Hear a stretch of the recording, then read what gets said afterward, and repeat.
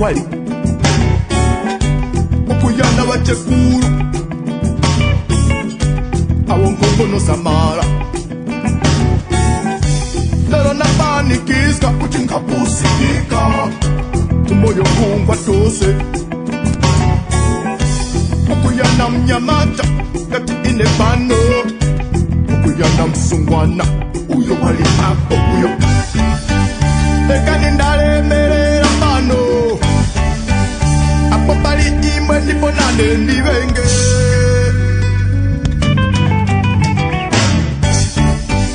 barakan pusikanga kale bati watondwe nasanga unendesolero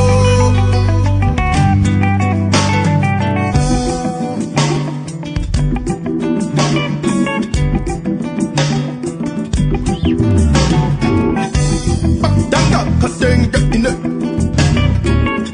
kafiwona mukalianga ifailiche mazuva nichikolokeske nanga ndeka jamhasiruweko sono baranda fota ndalomba singupera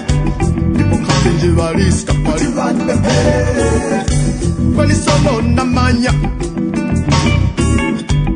moyo ungwa sono ichalimusu Unyamata ukunoska ala ulima Yesu wakuchangamusa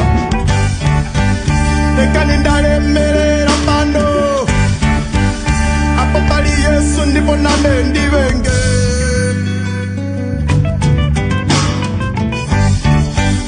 barakan pusikanga kale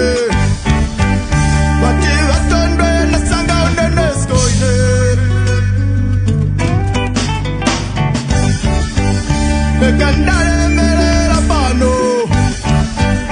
apo pali Yesu ndipo nane ndivenge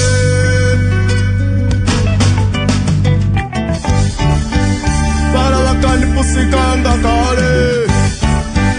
matila tondwe nasanga undenesko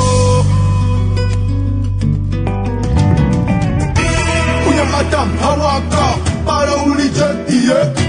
Usungwana Mphawaka para ulije iye Unyamata Mphawaka para ulije iye Usungwana Mphawaka para ulije iye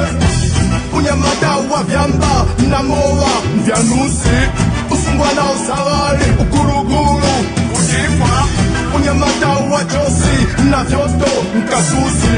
Usungwana mfifwati na mtima ya kasi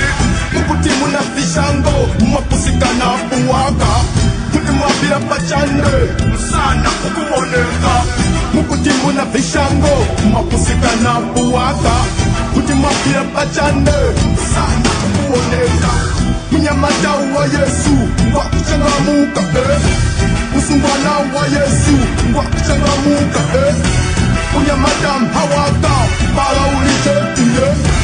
Usungwana Mphawaka